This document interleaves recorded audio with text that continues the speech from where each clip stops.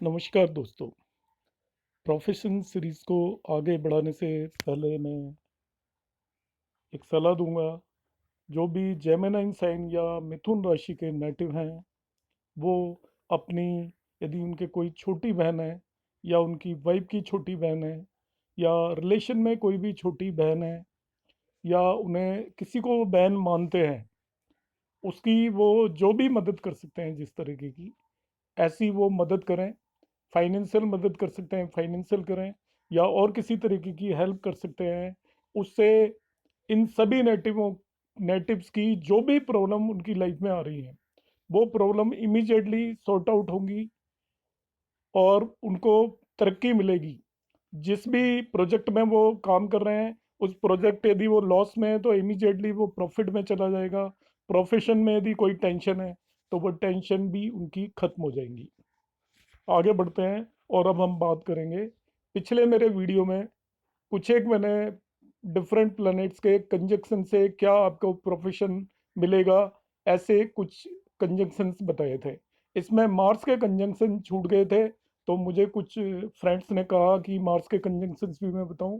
तो सबसे पहले यहाँ पर मैं मार्स मार्स के डिफरेंट प्लैनेट से कंजंक्शन के क्या आपके प्रोफेशन होंगे वो मैं बताता हूँ। तो मार्स का यदि मरकरी के साथ कंजंक्शन है, तो ऐसे नेटिव जर्नलिस्ट हो सकते हैं, buyer and seller of metals हो सकते हैं, एडवेंचर जर्नलिज्म में पार्टिसिपेट कर सकते हैं।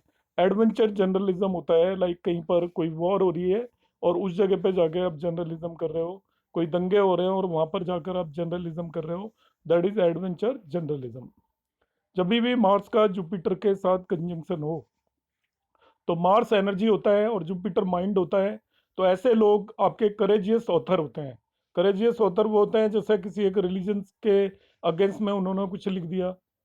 सैटेनिक वर्सेस एक आपका है, या तस्लीमा नसरीम बांग्लादेशी राइटर है जो कि आपका इस्लाम के अगेंस्ट लिखती है। तो वो करेजियस ऑथर होते हैं जो कि लीक से हटके लिखते हैं। लॉयर्स होते हैं, हेड ऑफ चैरिटी मिशन। जो भी चैरिटी मिशन होते हैं उनके हेड होते हैं, जैसे मदर टेरेसा, वो आपका हेड ऑफ चैरिटी थी।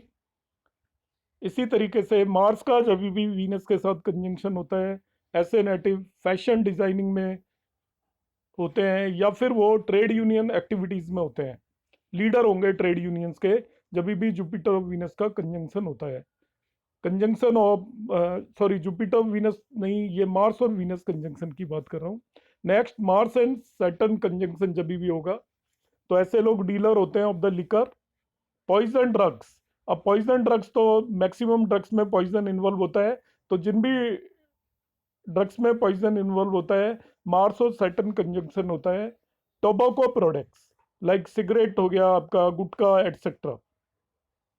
मार्स एंड राहु कंजंक्शन, ऐसे लोग एक्सप्लोरर होते हैं, नई नई जगहों की खोज करते हैं, मगर इसको हम ज़्यादा बेटर कंजंक्शन नहीं मानते। इसी वीडियो में अब मैं आगे आपको बताने वाला हूँ, आप एंड तक देखेंगे कि हमारे टेंथ लॉर्ड जब डिफरेंट डिफरेंट हाउसेज में चला जाएगा, तब क्या चेंजेस होंगे।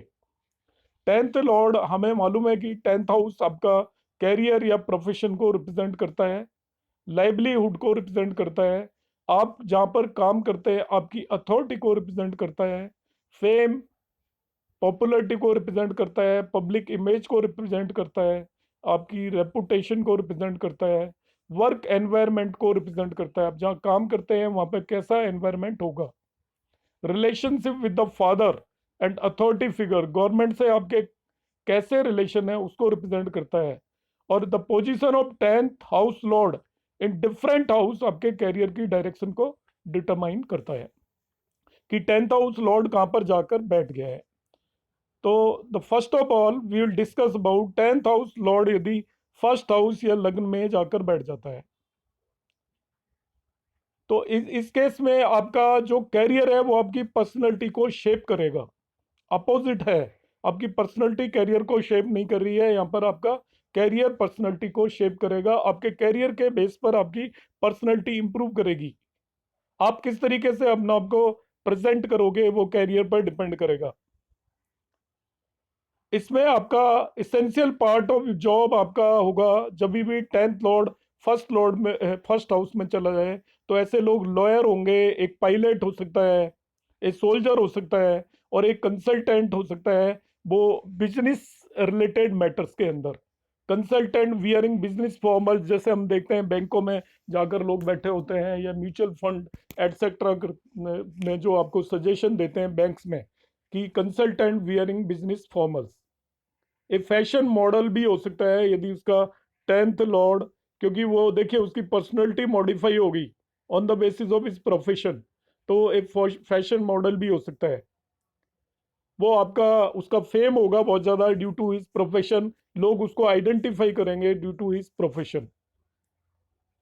आपका जो भी लाइफ पाथ है वो फादर से बहुत ज्यादा इन्फ्लुएंस होगा यदि आपका 10th लॉर्ड लग्न में जाकर बैठ गया है, या फादर आपको इन्फ्लुएंस करेंगे, या फादर लाइक जो भी फिगर्स होंगे वो इन्फ्लुएंस करेंगे। और आपका बॉस का आपके ऊपर बहुत ज्यादा इन्फ्लुएंस हो सकता है। तो 10th लॉर्ड जब भी फर्स्ट हाउस में जाएगा तो ये सभी प्रोफेशन से रिलेटेड मैटर्स आप देखोगे। जब 10th लॉर्ड सेकंड हाउस में चला जाता है, सेकंड हाउस हमारी फैमिली का हाउस है। जब आपका 10th Lord profession Lord family house में चला गया, तो यहाँ पर आपका मनी हाउस भी है आपका सेकंड हाउस। तो ऐसे लोग जनरली बिजनेस पर्सन होंगे, और मेनली उनका जो बिजनेस होगा वो फूड से रिलेटेड होगा, फाइनेंस से रिलेटेड होगा, because second house is also a house of food and house of finances. तो ऐसे लोग बिजनेसमैन होंगे और वो फूड और फाइनेंस से रिलेटेड बिजनेसमैन होंगे। 10th लॉर्ड आपका यहाँ पर सेकंड हाउस में जैसे ही बैठेगा, तो ऐसे लोग अपने पैशन को भी फॉलो करेंगे। जो भी उनके अंदर पैशन है उसके बेस पर वो काम करेंगे, और उनके जो बिजनेस की ब्रांचेस हैं वो डिफरेंट पार्ट ऑफ कंट्री होंगी, अलग अलग जगह पर होंगी, काफी फैला हुआ बिजनेस होगा। जब भी 10th लॉर्ड थर्ड हाउस में चला जाता है, तो थर्ड हाउस आपको मालूम है करेज का हाउस है। ऐसे लोग अपने बिजनेस में बहुत सारे एक्सपेरिमेंट करते हैं और करेजियस डिसीजंस लेते हैं।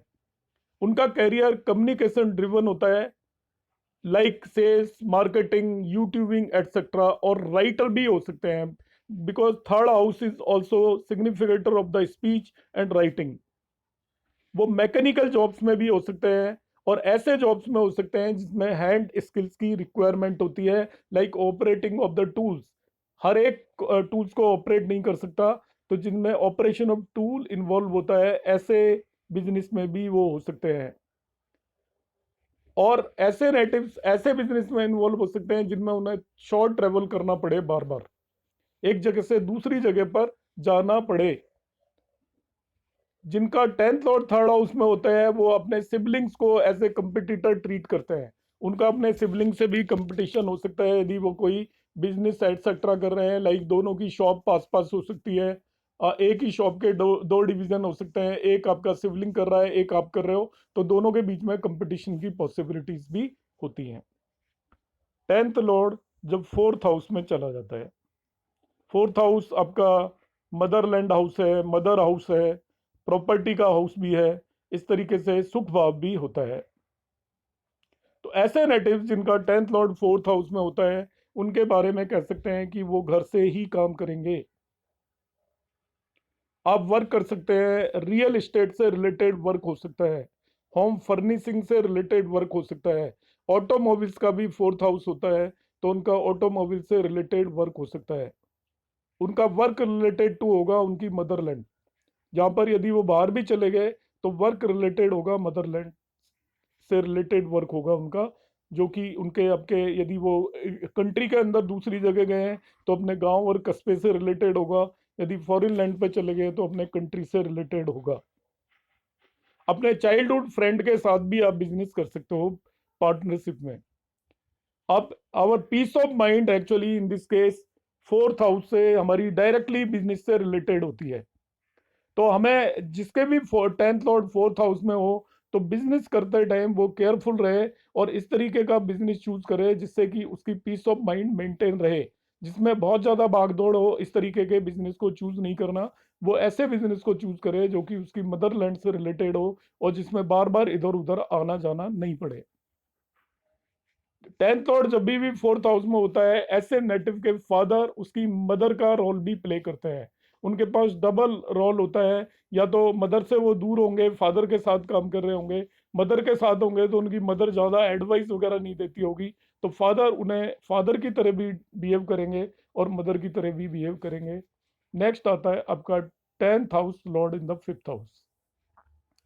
तो 5th हाउस जब भी 10th house Lord 5th house में जाता है, तो 5th हाउस एजुकेशन हाउस है, इन्वेस्टमेंट का भी हाउस है, और ये आपका शेयर मार्केट से रिलेटेड भी काम 5th हाउस से ही हम देखते हैं।